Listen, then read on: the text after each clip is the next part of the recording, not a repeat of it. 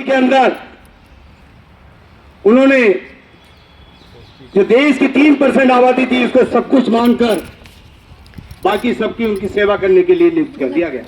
खुद का भी खराब ना हो दूसरे को। उन्होंने इस प्रकार के प्रावधान लिखे कि जिसके अंदर यदि वो किसी शूद्र का मर्डर कर दे तो एक कीड़े के समान उनको दंड के भागीदार बनते हैं, बिच्छू के समान, सांप के समान उनको पाप लगता है। ये सब चीजें अभी साथी निर्मल ने बताया कि शुरुआत में मनुस्मृति के हिसाब से ही जैसे मुस्लिम शासकों ने चलाया यहाँ की व्यवस्था के मुताबिक, क्योंकि उनको लाने वाले इस देश के ही लोग थे, इस देश के चाटुकार लोग थे, जिन्हें राजा महाराजा कह सकते हैं या ब्राह्मणी व्यवस्था के लोग कह सकते हैं। चीज तो गलत हो रही है। तो देश में साउथ ब्यूरो कमीशन आया। उस साउथ ब्यूरो कमीशन के सामने बाबा साहब डॉक्टर अम्बेडकर ने ये रखा कि अभी तक का सिद्धांत है कि खाली 3% लोगों को वोट का अधिकार है, ये गलत है। एक व्यक्ति एक वोट एक सिद्धांत इस देश पे लागू होना चाहिए। हालांकि ब्रिटेन में भी उस समय नहीं था। इसके बाद उनकी इस बात के बाद ये बना के ब्रिटिश सरकार 10 साल के बाद एक आयोग भेजा करेगी और उसमें यहाँ के आम लोगों को क्या अधिकार दिए जाने चाहिए, कैसे दिए जाने चाहिए, समाज के सभी वर्गों को उसके बारे में चिंतन मनन करके अपनी रिपोर्ट देगी। साइमन कमीशन आया, जो सो कॉल्ड हिंदूवादी तत्व थे, उन्होंने पूरे देश के हाहाकार मचा दिया। वो हाहाकार इसलिए नहीं था कि उसके अंदर ब्रिटिश लोग थे, ब्रिटिश तो आ नहीं थी। जब ब्रिटिश सरकार ब्रिटिश पार्लियामेंट अपने प्रतिनिधि भेज रही है तो ब्रिटिश पार्लियामेंट का मेंबर कोई नेतराम टेकेला थोड़ी होगा, कोई कामिल तो थोड़ी नहीं होंगे, कोई बी एस निर्मल थोड़ी नहीं होंगे, कोई डॉक्टर रतनलाल थोड़ी नहीं होंगे, वो तो ब्रिटिश सांसद ही होंगे। उसका विरोध करके, विरोध उनका नहीं था, आम लोगों को जो अधिकार मिलना उसका विरोध था।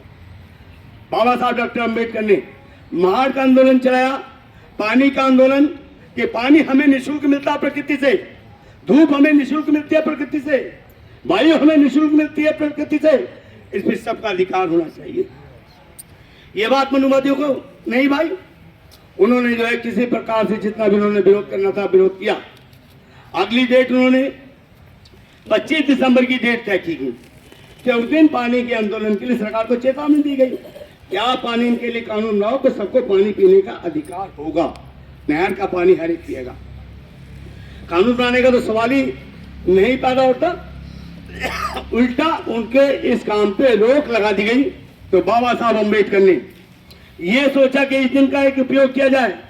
इस दिन का उपयोग करते हुए जो भी उन्होंने सब वर्गों के, इसमें ब्राह्मण थे, मेन प्रति चलाने वाले ब्राह्मण थे, कि इस व्यवस्था, क्योंकि ब्राह्मण भी शरीफ आदमी हो सकते हैं, सारे थोड़ी नहीं बदमाश है, ब्राह्मणवादी व्यवस्था जो जन्म के आधार पे ऊंच नीच माने, भेदभाव करे, उसको ब्राह्मणी व्यवस्था कहते हैं।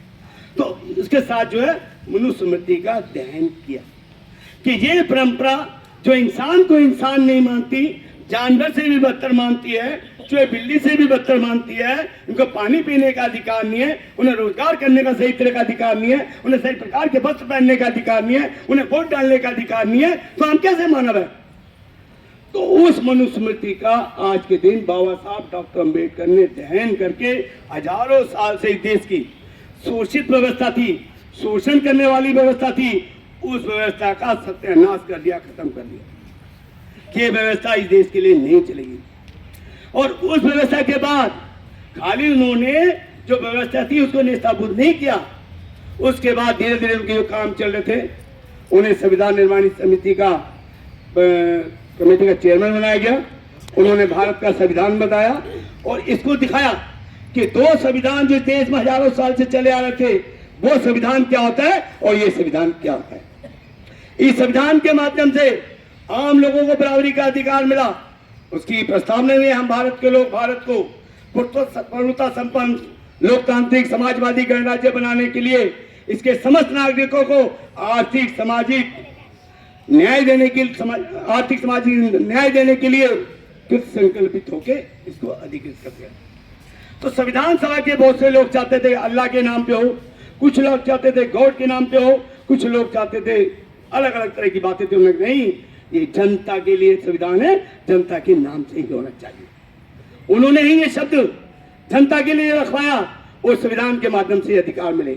जो इस देश के मनुवादी तत्व हैं, जो विशेष अधिकार तत्व हैं, जो इस देश की पूंजीवादी व्यवस्था है, इस देश की साम्राज्यवादी व्यवस्था है, इस व्यवस्था को मानवता, समानता, बंधुता, भातृत्व, लोकतंत्र, धर्मनिरपेक्षता कभी पसंद नहीं आए और उसके खिलाफ लगातार आंदोलन चलाए। आज जब मैं टीवी में डिबेट बीजेपी वाली की सुनता हूं, उस समय पूरे देश के अंदर पूरा माहौल चलाया गया।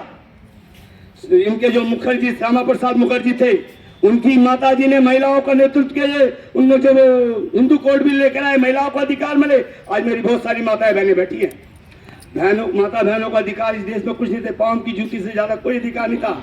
चाहे सर्वगुण संपन्न राम की पत्नी सीता हो, चाहे वो 7 महावीरों की पत्नी द्रौपदी हो, वो पांव की जूती से ज्यादा कुछ नहीं थी। उनको अधिकार मिला बाबा साहब के संविधान से मिला। यही चीज इन मनुवादियों को बुरी लगी कि किस प्रकार से जो कल तक हमारे पांव की जूती थे आज हमारे बराबर आ सकते हैं। पूरे देश में आंदोलन चला और उसके अंदर मैं दुख के साथ कह, पटेल साहब भी बहुत बुरी तरह से इनके खिलाफ थे कि जो संविधान की प्रक्रिया इस देश में लागू हो। जो भी कुछ था, आज जिसका पूरा विरोध करने वाले आरएसएस हेडक्वार्टर ने संविधान को, तिरंगे को कभी नहीं माना, संविधान के प्रावधानों को कभी नहीं माना, आज वही उसके ठेकेदार बन रहे हैं। तो आज की डेट के अंदर झूठ बोल के, हम जब पढ़ते थे एक बड़ी बात थी, एक तो झूठ होता है, एक सफेद झूठ होता है और एक गोल निवेश का झूठ होता है, सांख्यिकी झूठ जिसको कहते हैं कि एक झूठ को 100 बार बोलोगे तो सच बन जाती है।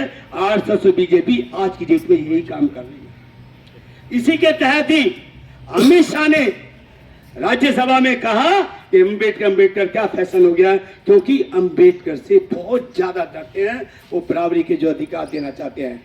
आज चूंकि यहाँ बहुत सारे वक्ता हैं, मैंने तो उसमें पूरी किताब ही लिखी है, काफी लंबा बोल सकता हूँ मैं। इन्हीं शब्दों के साथ अपनी बारी को विराम देता हूँ। लाल सलाम, जय भीम, धन्यवाद।